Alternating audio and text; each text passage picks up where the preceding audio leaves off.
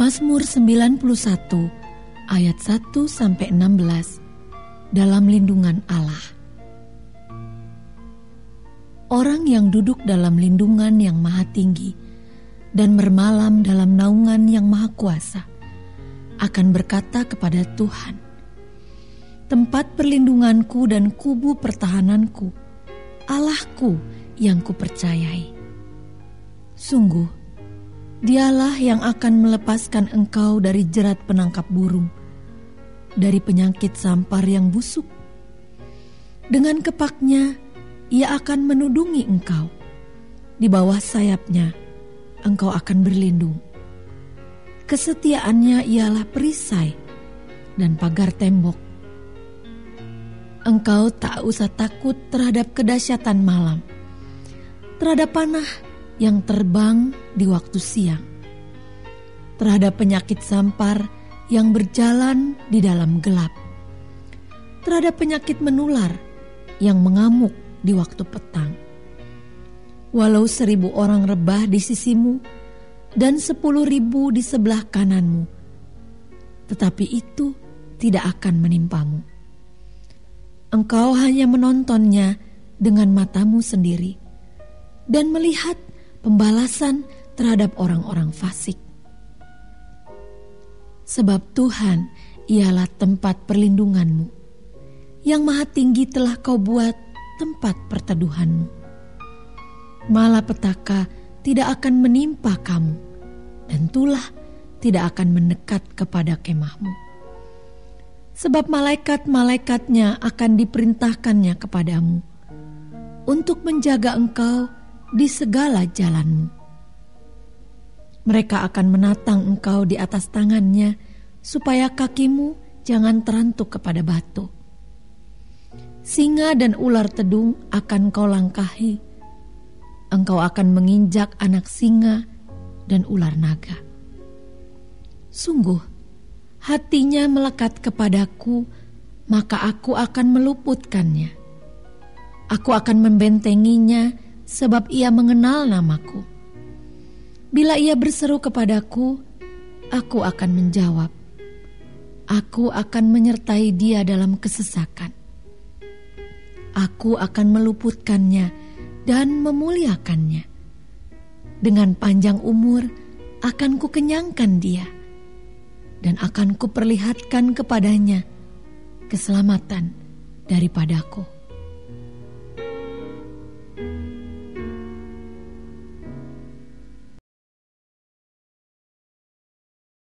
Shalom saudara sekalian, pada kesempatan kali ini kita membahas doktrin penting untuk kaum Pentakosta, yaitu bahasa roh. Bahasa roh anugerah besar bagi semua murid Tuhan. Di luar sana ada banyak pertanyaan dan perbincangan mengenai bahasa roh. Dan pada kesempatan kali ini kita membahas 3 pertanyaan yang sering ditanyakan oleh jemaat. Yang pertama, apakah bahasa roh bisa dipelajari? Nah saudara, jawabannya adalah tidak. Bahasa roh tidak bisa dipelajari. Secara konsisten dalam Alkitab kita melihat orang itu harus dipenuhi oleh karunia Roh Kudus. Lalu secara otomatis mereka akan berkata-kata dalam bahasa roh. Dalam Kisah Rasul pasal 2 ayat yang keempat, maka penuhlah mereka dengan Roh Kudus, lalu mereka mulai berkata-kata seperti yang diberikan oleh roh itu kepada mereka. Nah saudara lihat, mereka harus dipenuhi oleh karunia Roh Kudus, baru mereka berkata-kata dalam bahasa roh. Contoh kedua, dalam Kisah Rasul 10 ayat 44-46, ketika Petrus berkhotbah di keluarga Kornelius, maka turunlah Roh Kudus dari atas lalu memenuhi keluarga Kornelius, dan mereka berkata-kata dalam bahasa roh. Jadi saudara, kita jelas bahwa bahasa roh itu secara otomatis diberikan langsung oleh Roh Kudus, bukan oleh manusia. Karena itu kita percaya tanda awal orang dibaptis Roh Kudus adalah dia berkata-kata dengan bahasa roh. Pertanyaan kedua, apakah orang yang tidak berbahasa roh akan masuk neraka? Jawabannya jelas tidak saudara. Kenapa? Karena urusan surga dan neraka itu mengenai keselamatan. Dan orang percaya kita selamat by grace through faith. Karena kasih karunia melalui iman. Tidak ada indikasi mengenai bahasa roh. Meskipun begitu, orang percaya akan kehilangan manfaat besar kalau mereka tidak berbahasa roh. Ada beberapa manfaat yang dijelaskan oleh Alkitab.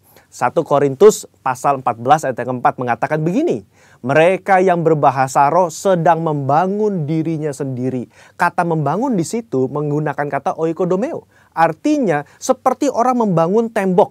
Batu bata demi batu bata dibangun sampai menjadi tembok yang kokoh. Orang yang berbahasa roh, sehari demi hari mereka berbahasa roh, menguatkan manusia rohani mereka. Meskipun manusia batinia, meskipun manusia jasmani kita lemah, tetapi manusia rohani kita kuat. Dan manfaat kedua, Roma 8 ayat 26. Dikatakan roh juga membantu dengan berdoa untuk kita kepada Allah. Dengan keluhan-keluhan terdalam yang tidak terucapkan. Nah, saudara, seringkali di rumah ketika kita berdoa, kita kehabisan kata-kata untuk berdoa dalam bahasa Indonesia mungkin. Tetapi ketika kita berbahasa roh, kita bisa berdoa terus-menerus sampai roh itu mengeluarkan keluhan terdalam kepada Bapa mewakili kita semua.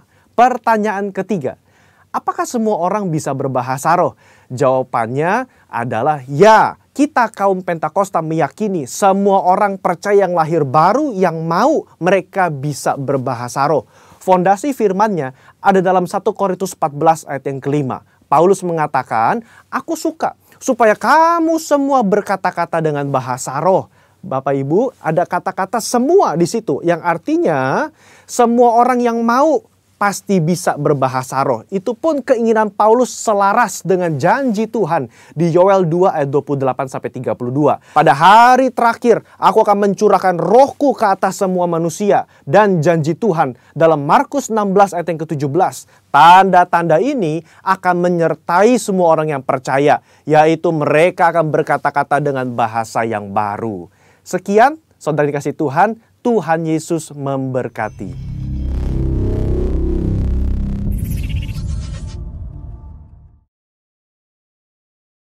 Haleluya, puji Tuhan, shalom. Shalom Bapak Ibu, saudara-saudari kasih Tuhan Yesus. Di mana saja engkau berada. Shalom GBI, Raden Intan, puji nama Tuhan. Haleluya. Mari saat ini kita mau memuji-muji bersorak bagi Tuhan dengan sukacita, dengan hati yang bersyukur. Kita mau memuliakan Tuhan.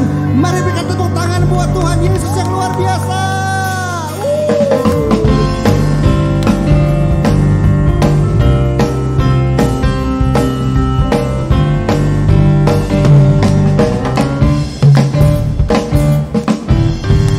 Tiada berkesudahan kasih setiamu Tuhan, selalu baru rahmat-Mu bagiku.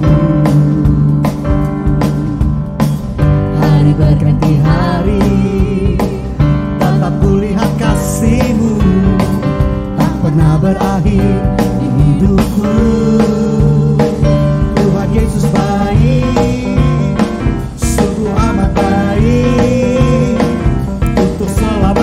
Selama-lamanya Tuhan Yesus baik, Tuhan Yesus baik, sungguh amat baik.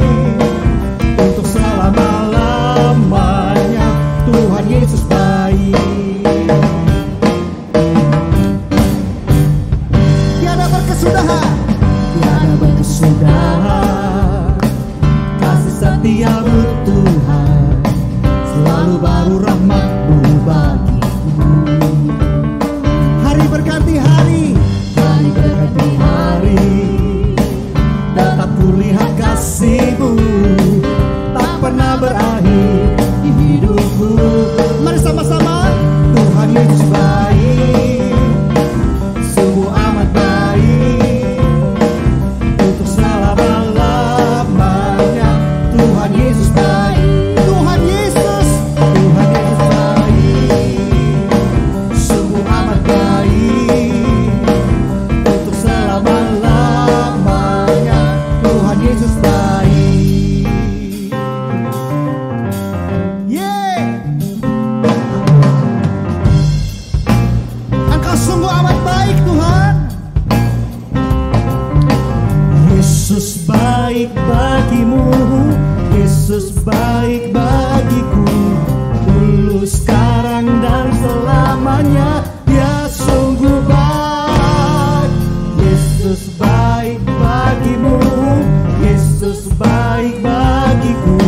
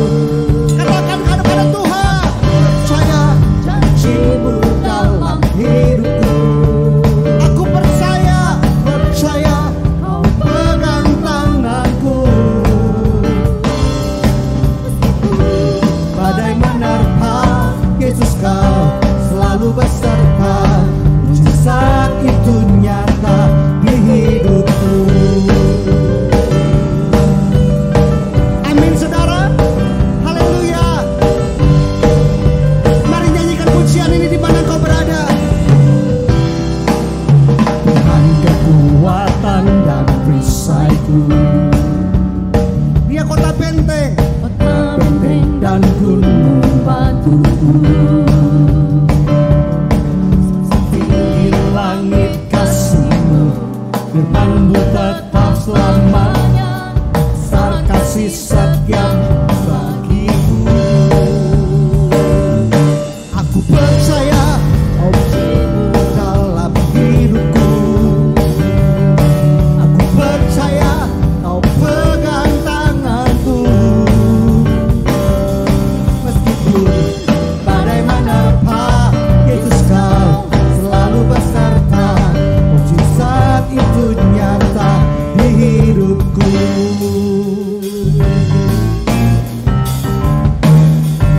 Kami percaya ya Tuhan,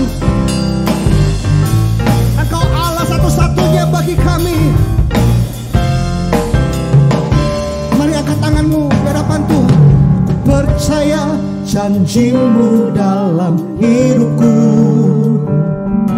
Aku percaya Kau pegang tanganku. Meskipun badai menerpa, Yesus Kau selalu beserta. Mujizat itu nyata di hidupku. Haleluya. Percaya janji-Mu dalam hidupku. Aku percaya Kau pegang tanganku.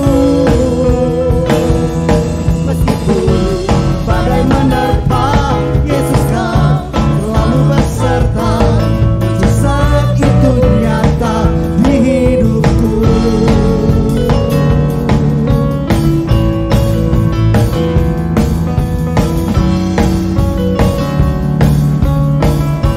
Mari katakan kepada Tuhan, takkan pernah ku ragukan janji-Mu, dan tak bisa ku berjalan tanpa-Mu.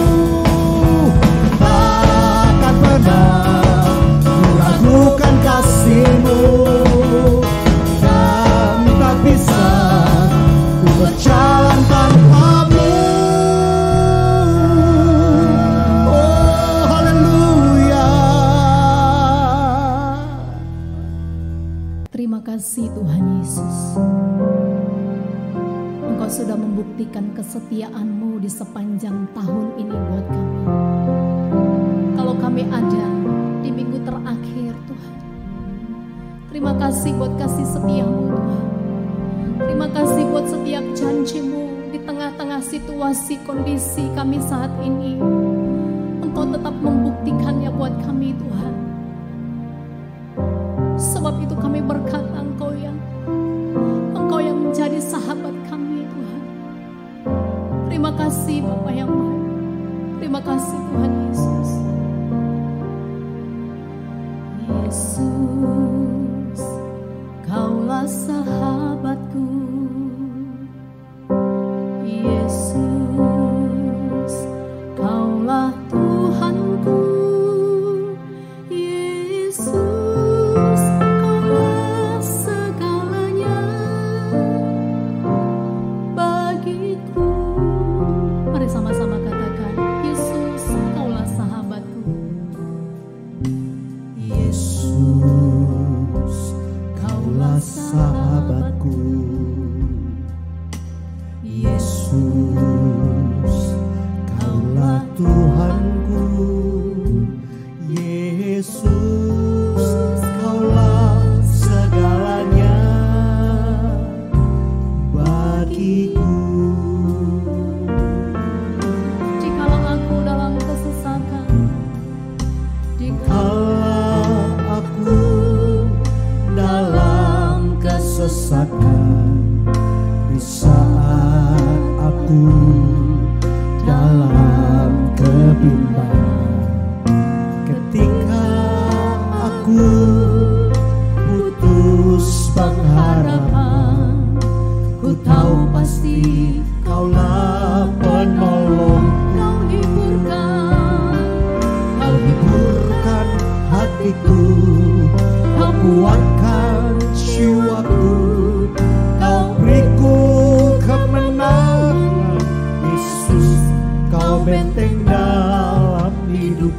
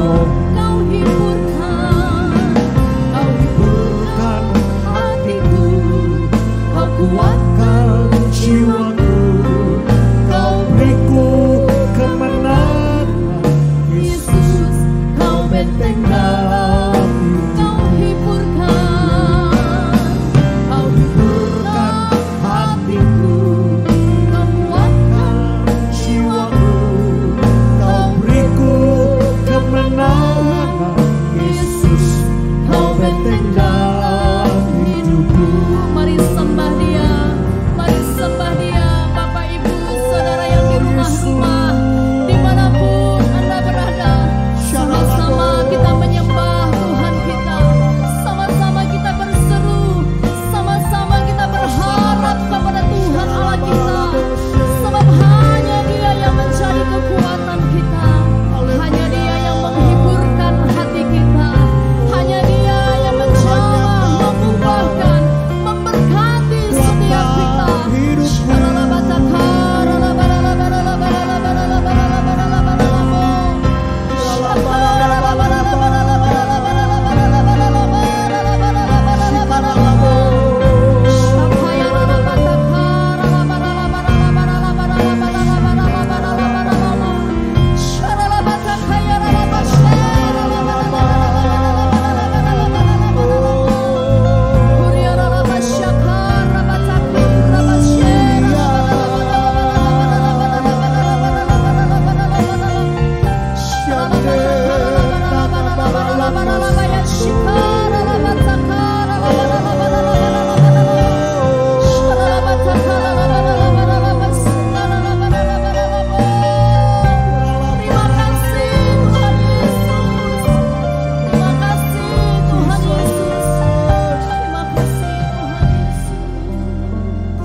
Mari Bapak Ibu yang di rumah-rumah, angkat tanganmu, katakan, dikala Aku dalam kesesakan, di saat aku dalam kebimbangan, ketika aku putus pengharapan, ku tahu pasti Kaulah penolong.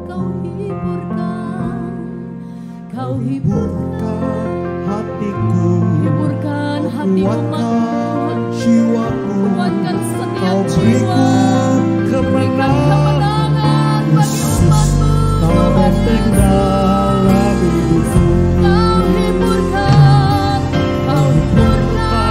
hatiku, Kau kuatkan jiwaku, Kau beriku kemenangan. Yesus, Kau benteng dalam sekali lagi katakan kau hiburkan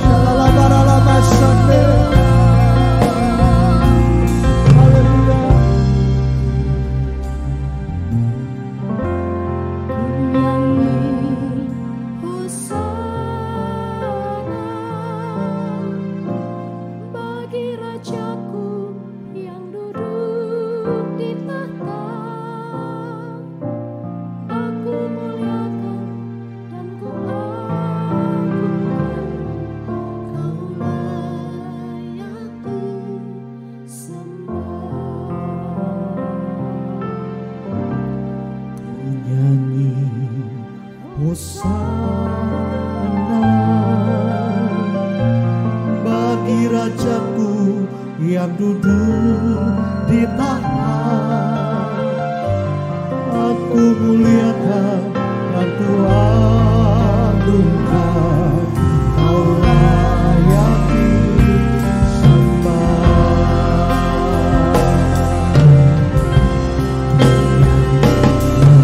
Hosana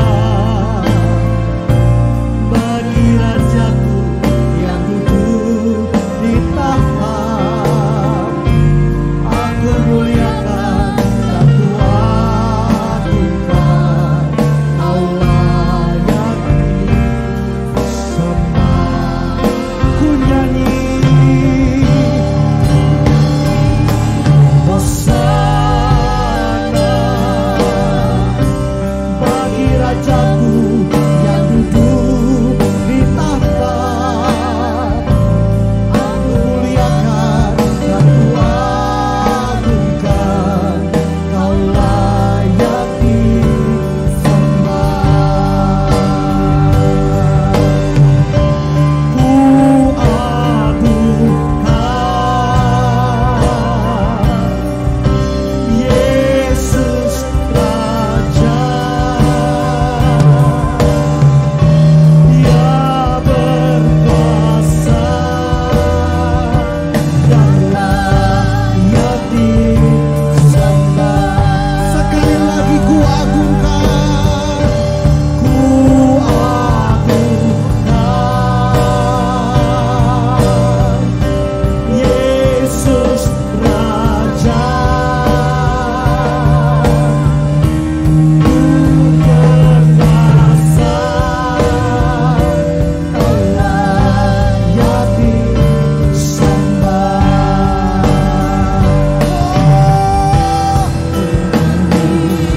Hosana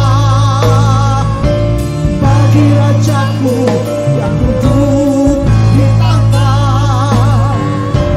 Aku muliakan dan ku agungkan, Kau layak disembah. Ku nyanyi Hosana. Hosana bagi Rajaku yang duduk di tahta. Aku muliakan dan ku agungkan, Kau layak disembah. Kau layak disembah. Kau layak disembah.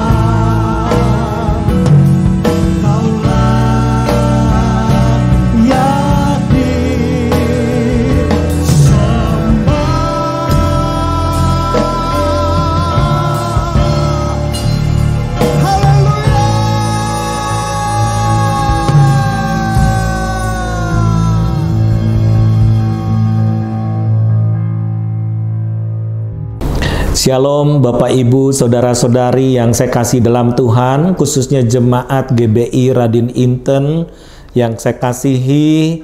Saya bersyukur bisa kita berjumpa kembali dengan cara yang berbeda. Mungkin kita berjumpa dengan cara online, tetapi saya percaya bahwa kuasa Tuhan tetap bekerja secara dahsyat, luar biasa. Dan tetap kuasa Tuhan tidak pernah berubah dahulu, sekarang, sampai selama-lamanya. Kita bersyukur bahwa kita ada di penghujung tahun 2020, suatu tahun yang extraordinary, yang gak pernah kita bayangkan sebelumnya. Kok tahun ini bisa seperti ini ya? Kita mengalami masa lockdown yang berkepanjangan dengan situasi pandemi COVID-19 ini, yang kita sedang menunggu-nunggu vaksin yang masih belum menentu deadline-nya kapan. Ini kan menjadi jawaban bagi dunia. Meskipun ini baru experience, ya eksperimen, dan juga ini baru mungkin trial and error, tetapi ini ada sesuatu yang dipaksakan. Nah, Bapak Ibu sekalian, apa pesan Tuhan sebenarnya di penghujung tahun 2020 dan memasuki tahun baru 2021 dan menjadi satu dekade yang baru dan tahun yang baru, suatu strategi yang baru, dan Tuhan berikan suatu pengalaman-pengalaman yang baru di dalam era new normal ini, bahwa dikatakan bahwa dunia tidak akan sama lagi seperti dahulu. Nah, Bapak Ibu sekalian, di dalam Natal new normal ini tahun 2020 dan memasuki tahun yang baru ini, pada bulan ini, bukan kebetulan bulan ini adalah tepat bulan ke-9 tahun Ibrani, atau yang disebut tahun Kislev ya. Nah, ini adalah tahun kelahiran, tahun angka 9 adalah tahun kelahiran ya, kandungan itu sampai bulan ke-9 atau 9 bulan 10 hari, dan itu bayi harus dilahirkan. Jadi akan ada sesuatu yang baru, yang kelahiran yang baru, visi yang baru, agenda yang baru, strategi yang baru, dan action plan yang baru. Bahkan kita membutuhkan dari Tuhan, yaitu kantong anggur yang baru. Nah, apa kata pemimpin-pemimpin dunia? Yaitu di dalam World Economic Forum disebut The Great Reset. Yaitu riset yang baru itu harus terjadi hari ini. Nah, kita akan saksikan klip ini sebelum saya akan menguraikan apa yang Tuhan beri kepada saya secara pribadi untuk saya sampaikan kepada kita semua. Mari kita saksikan klip ini. The Great Reset. We have an incredible opportunity to create entirely new sustainable industries, investing in nature as the true engine of our economy. The current global crisis has disrupted every aspect of our lives, but it has also presented us with an extraordinary opportunity, a chance to reset and accelerate efforts to improve the state of our world. Changing our current trajectory will require bold and imaginative action, together with determination and decisive leadership. In order to secure our future and to prosper, we need to evolve our economic model, putting people and planet at the heart of global value creation. If there is one critical lesson we have to learn from this crisis, we need to put nature at the heart of how we operate. We are on the verge of catalytic breakthroughs that will alter our view of what is possible and profitable within the framework of a sustainable future. We need nothing short of a paradigm shift, one that inspires action at revolutionary levels and pace. We simply cannot waste any more time. The only limit is our willingness to act.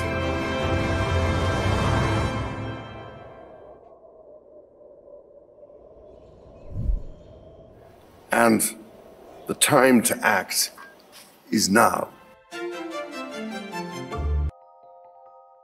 Now is the historical moment, the time, not only to fight severe virus, but to shape the system. We have a unique but rapidly shrinking window of opportunity to learn lessons and reset ourselves on a more sustainable path.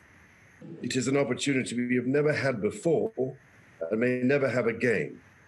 So we must use all the levers we have at our disposal, knowing that each and every one of us has a vital role to play. Now is the time to think what history would say about this crisis. And now is the time for all of us to define our own role. What is it that would make it so that history would look at this crisis as the great opportunity for reset? The Great Reset is a welcome recognition that this human tragedy must be a wake-up call. Any recovery stimulus should have green conditions attached to it. Young entrepreneurs, especially from developing countries that are there and can see the right problem, can really step up and create solutions. We not only have to demand change, but also create change. We have to live up to the expectations which we have created, and we will do so. Nah, setelah kita menyaksikan suatu klip tayangan apa yang tokoh-tokoh dunia katakan mengenai dunia ke depan. Nah, prediksi tahun 2021 ini akan ada 5 juta jenis pekerjaan yang hilang. 5 juta jenis pekerjaan yang hilang. Apakah berarti ini doomsday, kiamat buat kita semua, seolah-olah tidak ada harapan sama sekali. Bahkan dikatakan tahun 2030 yang akan datang 2,3 miliar pekerjaan akan hilang. Jadi 2,3 pekerja akan kehilangan pekerjaan. Wow, ini sesuatu yang sangat signifikan Bapak Ibu sekalian. Ini bukan hal yang biasa-biasa. Nah, apa kata firman Tuhan di dalam Yohanes 3 yang ke-16? Saya akan bacakan bagi Bapak Ibu sekalian. Yohanes 3 yang ke-16, firman Tuhan berkata seperti ini. Karena begitu besar kasih Allah akan dunia ini, sehingga ia mengaruniakan anaknya yang tunggal, supaya setiap orang yang percaya kepadanya tidak binasa, melainkan beroleh hidup yang kekal. Ayat ini akan menjadi ayat hafalan, dan kita hafal di luar kepala mengenai ayat ini. Tetapi mari kita selidiki kenapa Tuhan memberikan anak yang tunggal, supaya dunia ini terselamatkan. Karena begitu besar kasih Allah akan dunia ini. Nah, dunia ini, kata dunia ini seringkali terlewatkan. Dunia ini lebih penting dari bumi, Bapak Ibu sekalian. Dunia ini sudah tertuduh dan tidak terselamatkan. Karena itu dia datang untuk menyelamatkan dunia ini. Kenapa tidak bumi? Kata bumi di dalam bahasa Ibraninya itu artinya debu. Nah, bumi ini milik Tuhan, propertinya Tuhan. Dan sebetulnya tidak ada masalah dengan bumi ini. Nothing is wrong.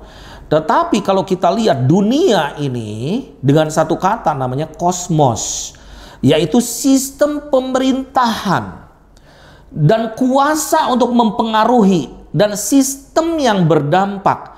Jadi sebetulnya dunia ini mengendalikan bumi, makanya bumi selalu banyak masalah. Ada kebanjiran, longsor dan sebagainya, itu juga karena kita udah mismanagement kepada bumi ini. Jadi Tuhan mengirim satu sistem bukan untuk menuduh bumi lagi, tetapi how to save the world, dunia ini. Bagaimana untuk menyelamatkan dunia ini. Jadi di Indonesia juga masalahnya bukan bumi, tetapi sistem yang kacau, sistem korupsi, sistem yang tidak sesuai dengan sistem kerajaan Allah. Nah, makanya firman Tuhan katakan, pergilah ke dunia ini menjadi ambasador the kingdom of God. Nah, kita akan kehilangan tugas pertama kita kalau kita mengirim misionaris sampai ke seluruh dunia, tetapi kota kita binasa. Lingkungan sekitar rumah kita binasa.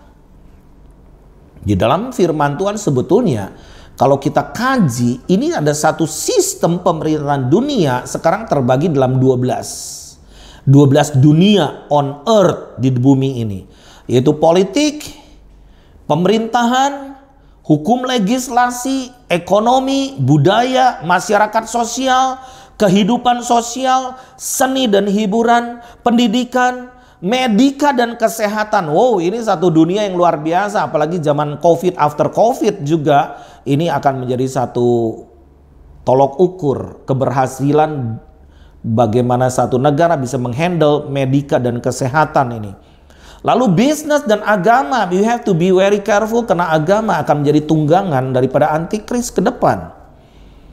Nah, bagaimana sikap gereja pada saat ini? Bahwa gereja itu adalah diplomat, ambasador kerajaan Allah di bumi. Bagaimana ambasador itu adalah mewakili suatu bangsa yang bagaimana yang mengutus, kerajaan yang mengutus itu ditempatkan di satu wilayah untuk memberitakan, melaksanakan tugas dan melakukan satu petisi, yaitu apa yang dikatakan itu akan jadi. Jadi gereja atau umat Tuhan ditempatkan di satu wilayah bukan kebetulan, bukan karena pasal-pasal yang karena ada kafling kosong kita ditempatkan di situ, tetapi sebetulnya gereja memiliki satu kuasa otoritas, yaitu otoritas kerajaan sorga di bumi. Nah, kita sedang dalam satu situasi yang disebut the fog war. Apa itu fog war? Itu di dalam medan tempur, tetapi sebetulnya kita ada di dalam satu arena yang disebut foggy, yaitu sesuatu yang tidak bisa dilihat secara clear, secara jelas. Ada kabut di sekeliling kita. Jadi kita harus benar-benar jeli dan punya strategi. Jangan sampai kita nggak bisa membedakan siapa kawan, siapa lawan. Nah, kita dalam satu era yang disebut the great shift. Ya, ada suatu shifting, itu pergeseran yang besar. Nah, kita semua sedang di dalam satu era yang memiliki 3 zona waktu. Kalau kita lihat di slide ini, zona waktunya adalah in the past, itu masa lalu, dan the present adalah waktu sekarang, dan the future itu masa depan. Jadi kita sedang tarik 2 wings ini, masa lalu dengan masa depan ke hari ini. Makanya disebut di dalam World Economic Forum disebut kita the tomorrow is today, bahwa hari besok itu adalah hari ini. Nah, jadi ada perubahan daripada masa lalu kepada masa kini, tetapi ada juga gangguan-gangguan dari kita menarik masa depan ke sekarang, karena itu berupa teknologi, dunia maya dan lain sebagainya.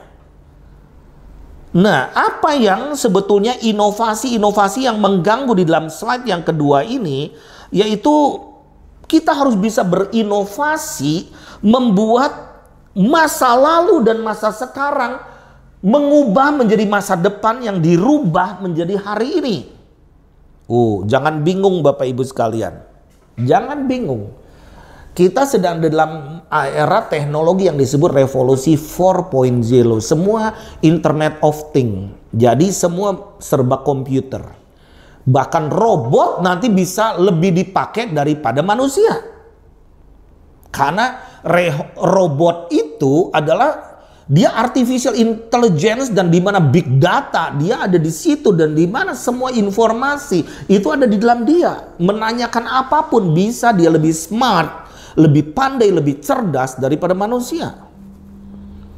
Nah, Bapak Ibu sekalian, kita we have to be smart, mengamati keadaan zaman.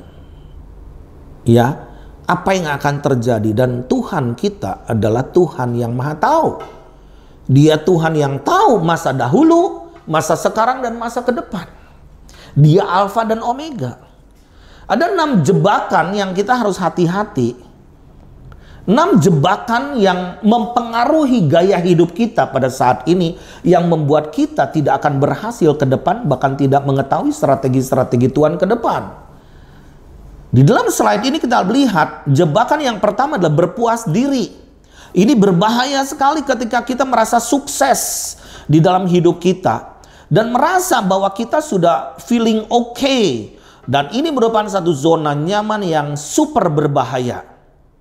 Karena kita tidak akan mampu menangkap signal-signal perubahan yang akan terjadi tiba-tiba. Saya katakan tiba-tiba perubahannya. Maksudnya tiba-tiba bagaimana? Masa pandemik kita yang kita sedang jalani saat ini. Bisa juga mall sewaktu-waktu bisa dibuka. Besok bisa sewaktu-waktu ditutup. Ibadah yang marak Natal tahun lalu, marak Natal. Bisa 4 bulan, dari Oktober sudah Natal, November, Desember, Januari, even Februari masih bikin Natal-Natal bersama. Saya masih diundang dalam perayaan-perayaan Natal itu. Tetapi bayangkan hari ini tidak ada kerumunan massa di dalam perayaan Natal yang gebiar luar biasa. Malah yang ada, kita di lockdown. Christmas at home, di rumah. Itu aturan-aturan yang harus ditaati, tidak boleh dilanggar. Jadi hati-hati dengan berpuas diri.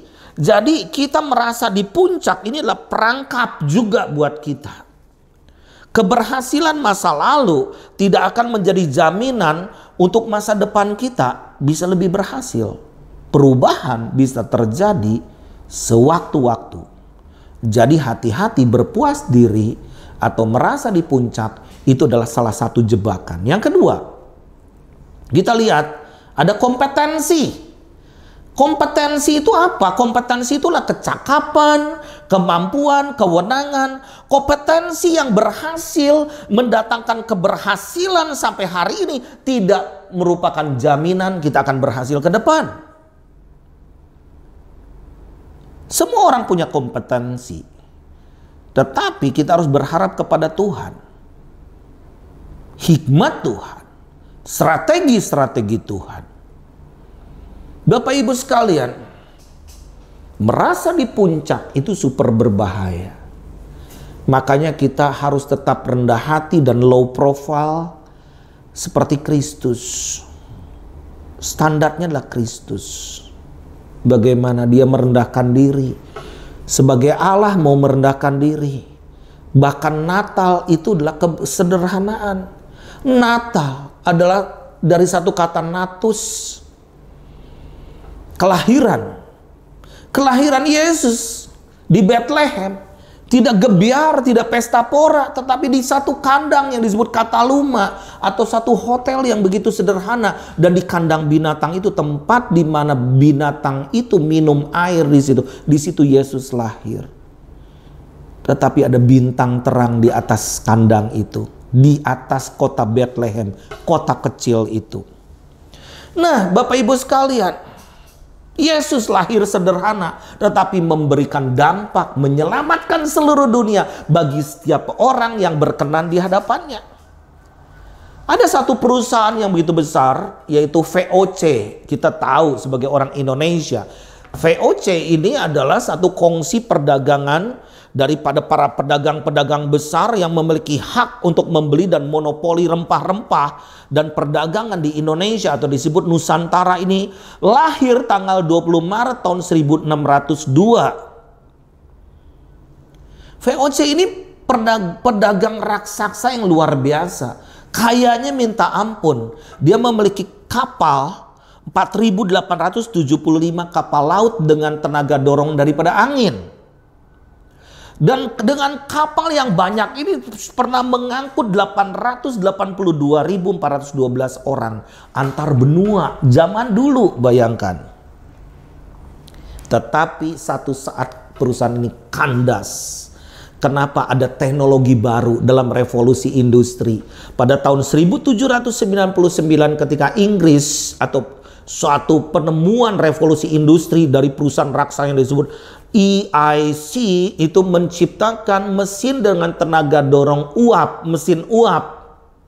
Dengan menyepelekan peristiwa ini, maka VOC ini berkata, ya udah tinggal tempel aja mesin uap ini, beres toh kita beli mesin-mesin uap itu.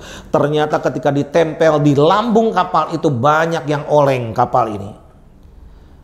Tidak punya balance yang baik mengarungi samudera. Dan akhirnya perusahaan ini kandas demikian setelah ratusan tahun berjaya. Nah, yang ketiga, jebakan yang ketiga adalah penundaan atau mendelay. Delay, menunda-nunda dalam mengambil keputusan. Banyak orang terkena jebakan karena menunda-nunda, tidak mengambil keputusan.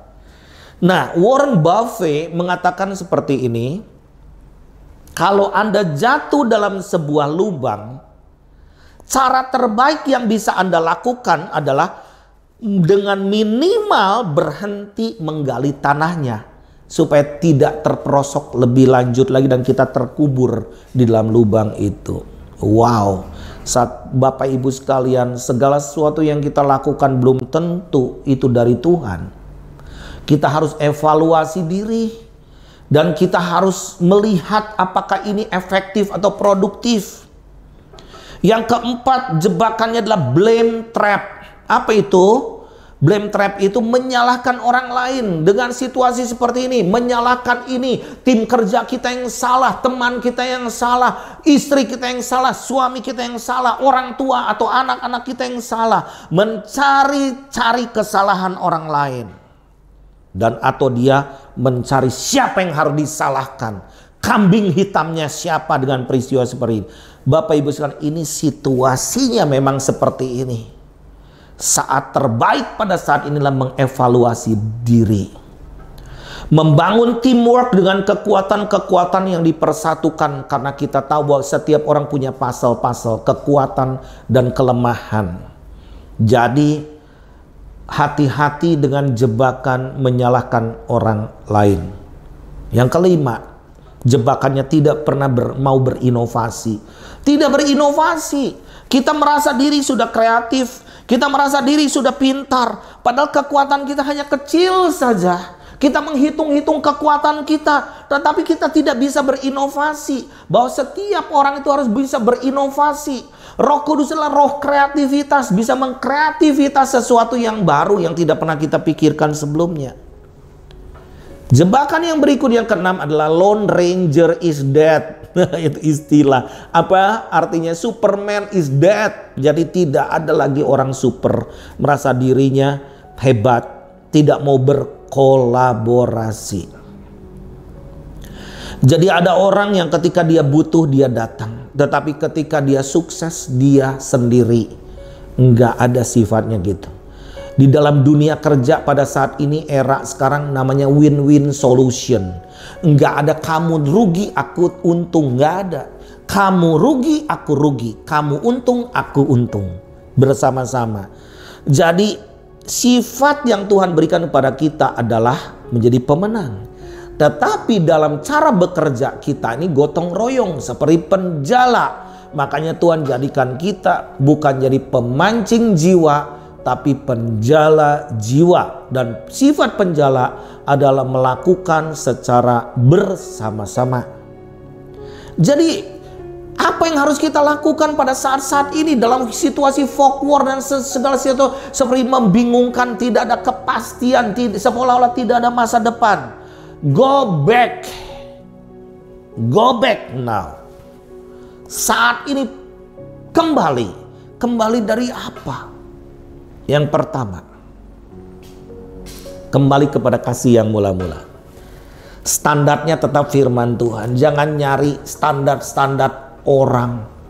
Bapak Ibu sekalian, sekarang ini marak dengan sosial media. Kita lihat WhatsApp, banyak motivator-motivator, banyak juga arahan-arahan, tuntunan, kata-kata motivasi yang go back kepada firman Tuhan. Kembali kepada firman Tuhan.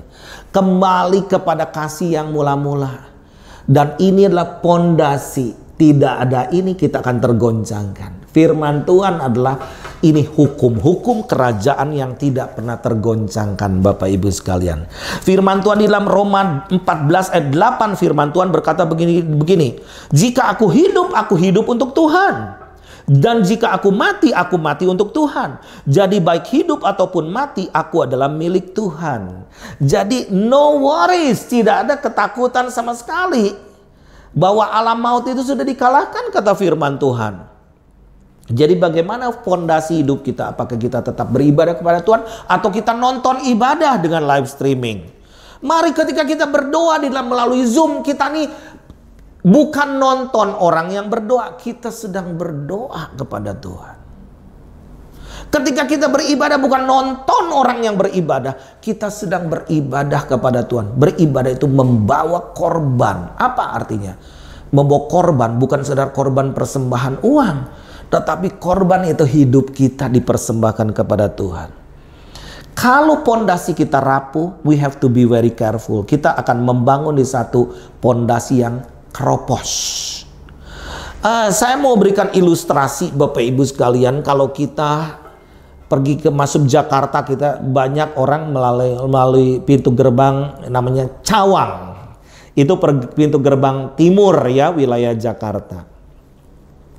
Kalau kita masuk Cawang ya, apalagi melalui tol, lalu itu ada jalan namanya MT Haryono. Nah, pasti kita melihat ada satu gedung setelah itu, nggak lama setelah itu ada satu gedung yang megah sekali, interior dan eksteriornya itu luar biasa, pasti eye catching. Kita pasti melihat gedung itu, indahnya luar biasa. Itu dibangun oleh BUMN atau PT Hutama Karya pada tahun 1995 sampai 1997. Itu masa krisis waktu itu ya. Dan pemilik awalnya PT Mustika Ratu. Dan ini disebut Menara Syaidah sekarang. Waktu itu pemilik pertama Ibu Muriati Sudibyo membuat satu gedung bangunan yang tidak biasa-biasa, beda dengan bangunan lain. Nah, lalu berganti kepemilikan dari PT Hutama Karya, lalu pemilik awal PT Mustika Ratu dibeli oleh anak bungsu Nyonya Saidah, anak kelima. Lalu apa yang dilakukan oleh anak kelima ini? Dia membangun lagi gedung ini dari 18 lantai, membangun lagi jadi 28 lantai. Akhirnya apa yang terjadi? Gedung ini jadi miring.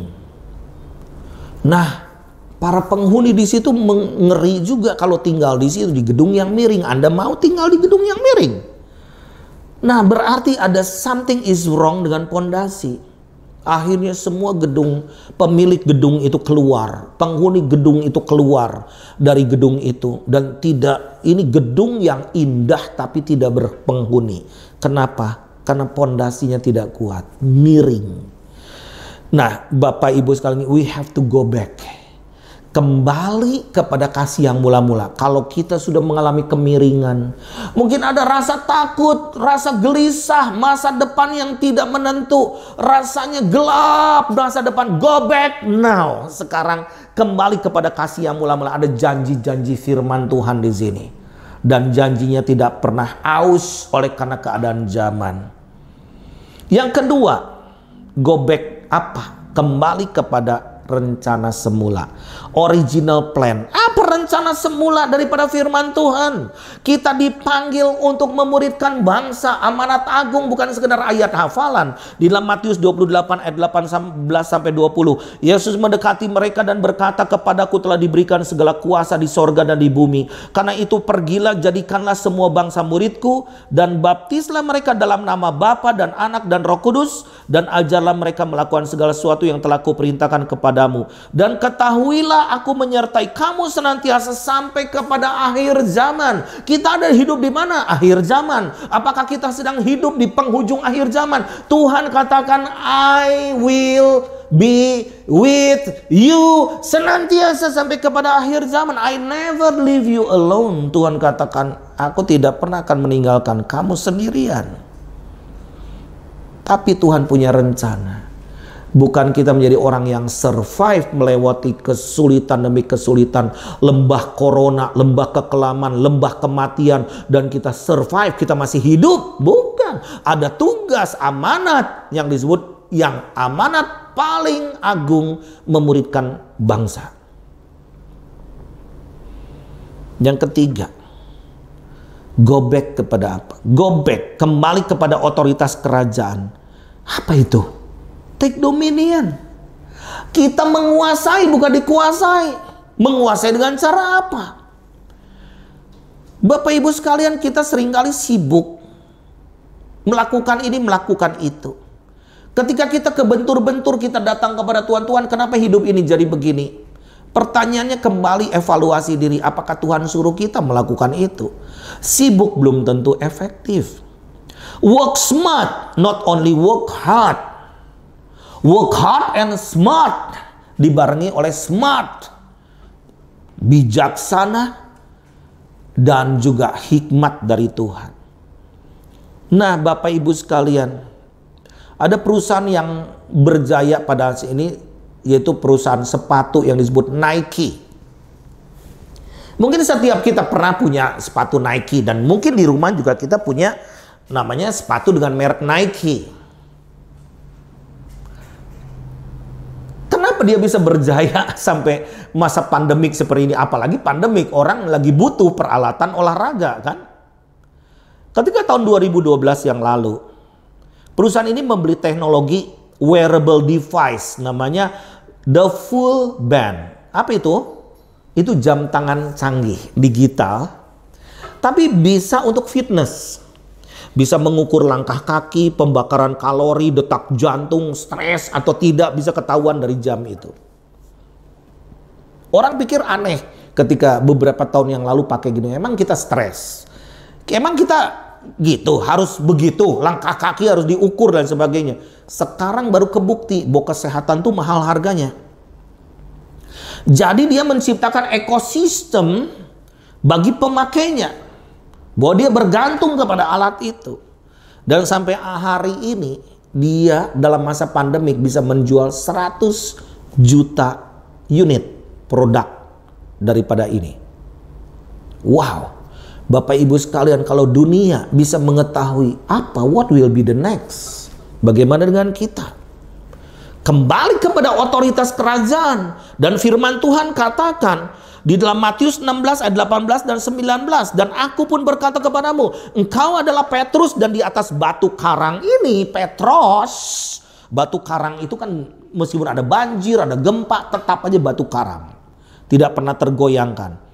Di atas batu karang ini aku akan mendirikan jemaatku, dan alam maut tidak akan menguasainya. Dan kepadamu akan kuberikan kunci kerajaan sorga. Dan apa yang kau ikat di dunia ini kan terikat di sorga, dan apa yang kau lepaskan di dunia ini kan terlepas di sorga. Wow, maksudnya apa?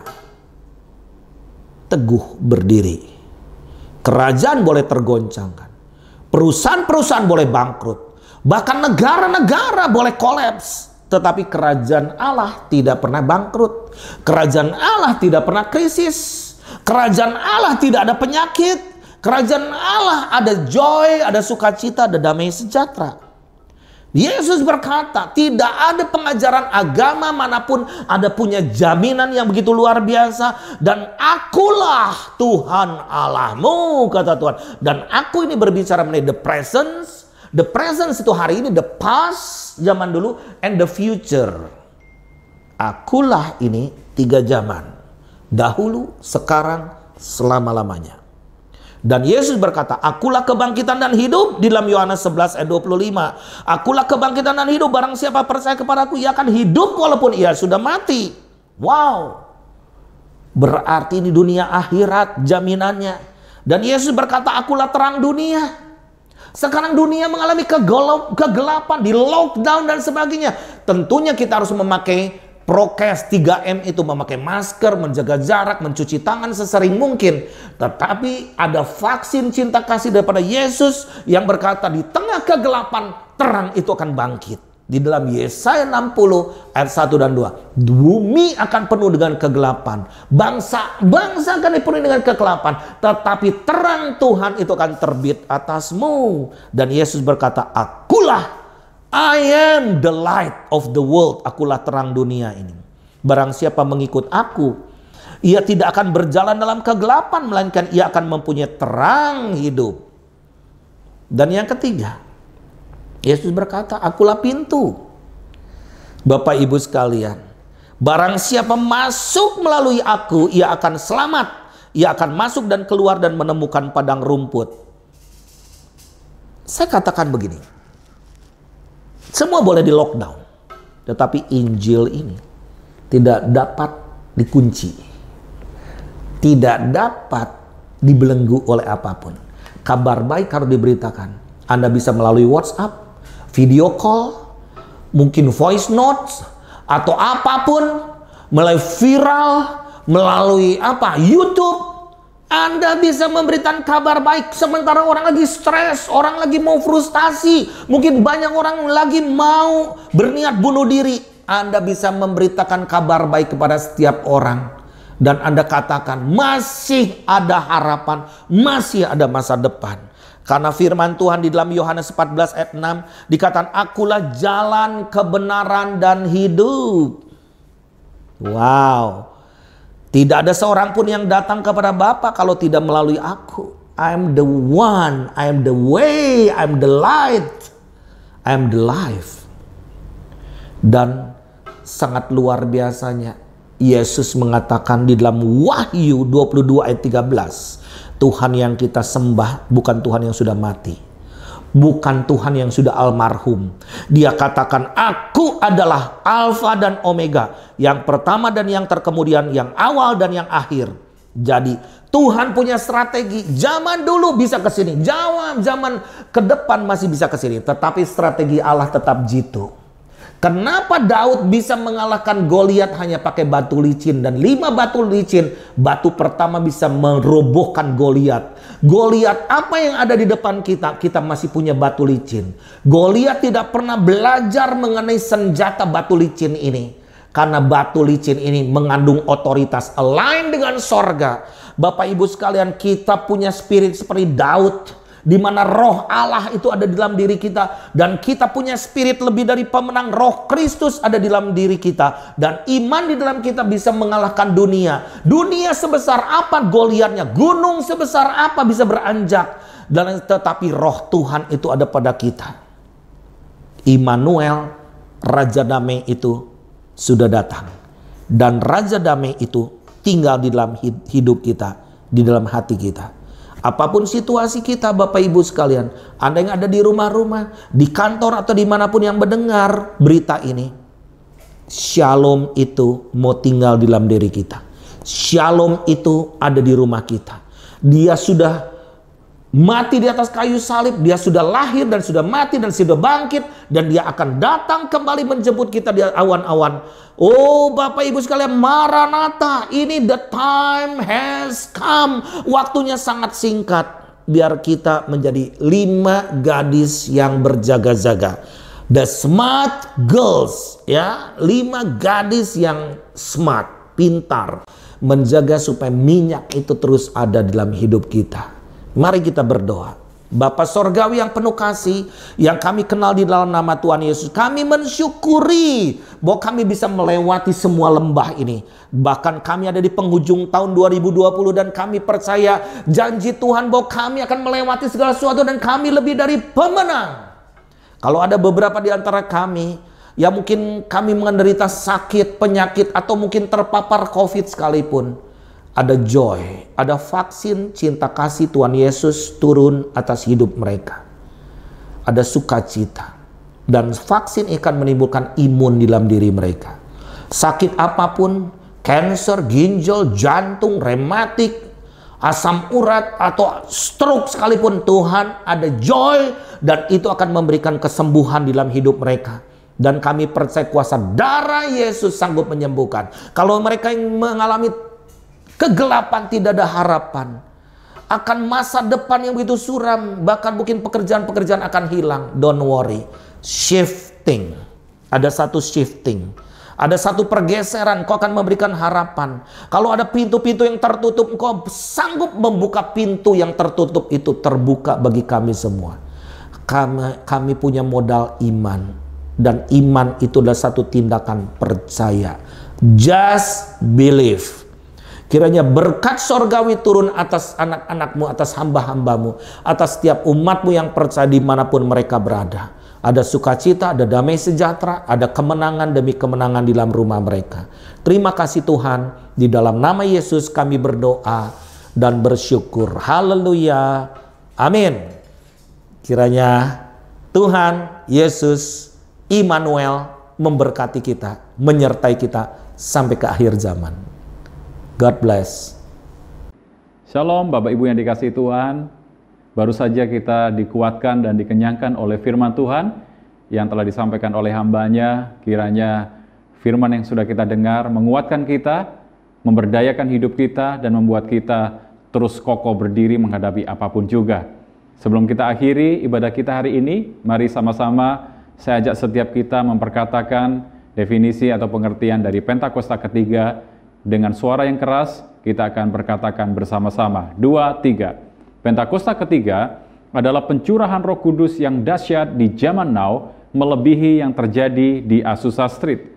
Pentakosta ketiga akan mengakibatkan penuaian jiwa yang terbesar dan yang terakhir sebelum Tuhan Yesus datang kembali. Pentakosta ketiga akan membangkitkan generasi Yeremia, yaitu anak-anak muda yang dipenuhi Roh Kudus, cinta mati-matian kepada Tuhan Yesus, tidak kompromi terhadap dosa, dan akan bergerak untuk memenangkan jiwa. Pentakosta ketiga lahir di Indonesia dan bergerak ke bangsa-bangsa. Gerakan ini dari timur ke barat dan akan kembali ke Yerusalem. Pentakosta ketiga akan memberikan kuasa untuk menyelesaikan amanat agung, dan setelah itu Tuhan Yesus datang kembali. Mari persiapkan hati kita, kita angkat kedua tangan kita untuk terima berkat dari Tuhan. Saudara-saudara yang dikasihi Tuhan, terimalah berkat, anugerah, dan damai sejahtera yang berlimpah dari Bapa di surga melalui putranya yang tunggal, Yesus Kristus, dan persekutuan yang manis dengan Roh Kudus memberkati kita dari sekarang sampai selama-lamanya. Dengan iman kita terima berkat ini. Haleluya. Amin. Tuhan memberkati kita semua. Setinggi langit kasih-Mu, firman-Mu tetap selamanya, besar kasih setiamu.